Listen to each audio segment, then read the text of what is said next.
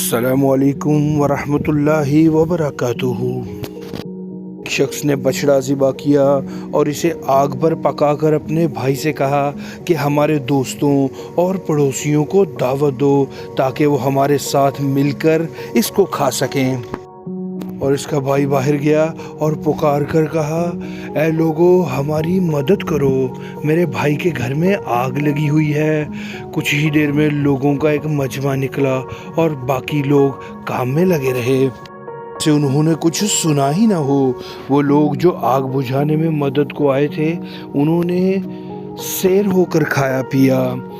تو وہ شخص اپنے بھائی کی طرف تعجب سے دیکھ کر کہنے لگا، یہ جو لوگ آئے تھے میں تو انہیں پہچانتا تک نہیں، اور نہ میں نے اس سے پہلے ان کو دیکھا ہے، پھر ہمارے دوست احباب کہاں ہیں؟